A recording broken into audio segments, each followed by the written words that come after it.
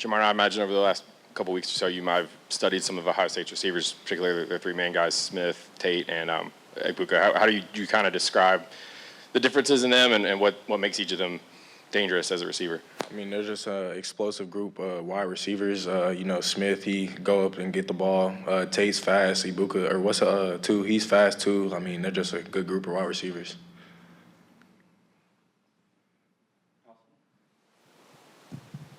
As a guy who likes a challenge, do you like when you have games like this where you're going against really high-end players to be able to kind of measure kind of where your game's at? Yeah, I mean, these are the type of games like everybody dreams to be in, so I for sure look forward to them.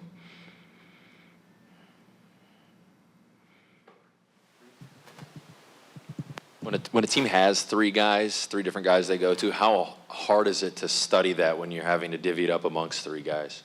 I think just locking into our keys and preparation in general. Like, if the more we prepare, the better we'll feel.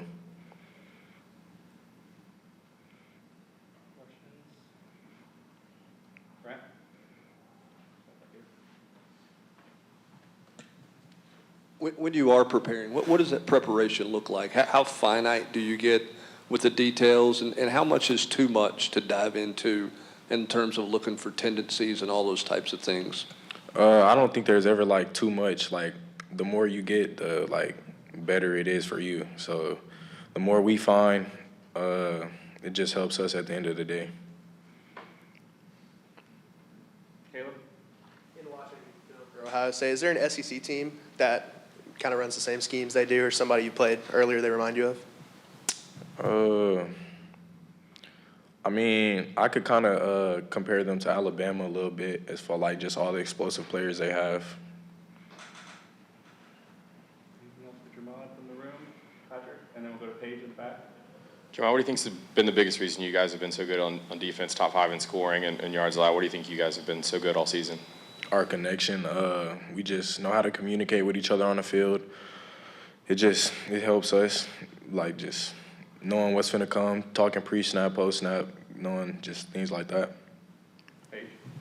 I guess just a little bit about the vibe of the room. Obviously, we saw the video with the CFP stitching on the jerseys and, of course, the backdrop behind you. Just kind of what is it like entering the stage now, being in game week, getting ready for that first-round playoff game? I mean, like I said, it's just what you dream of. Like, it's what everybody wants to play in, so it's just looking forward to the moment. I look forward to Saturday. Anything else from the room for Jermod? Reese, go ahead.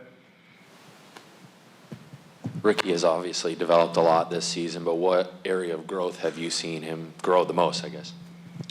I think Rick is in all parts of the game, like, he's become, like, way smarter, way more physical, just attacking the ball, making plays on the ball, just everything he does, I see him getting better in it.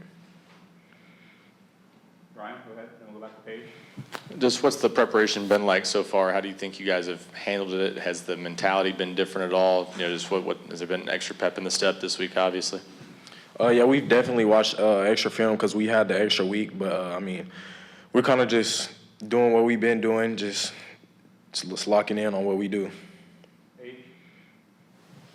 Obviously, on the game on Saturday, it's a night game, prime time, big stage. Is there maybe part of your mindset, like, wanting to go out there and still prove something, or do you think your body of work has already done that? I think there's always something to prove, so I'm definitely going out there trying to show more that I can do. All right, anything else in the room? All right, well, again, if there's any questions from the Zoom, again, raise your hand or put it in the chat. We'll give you a few seconds. If not, we'll move on to Dylan Sampson here in just a minute.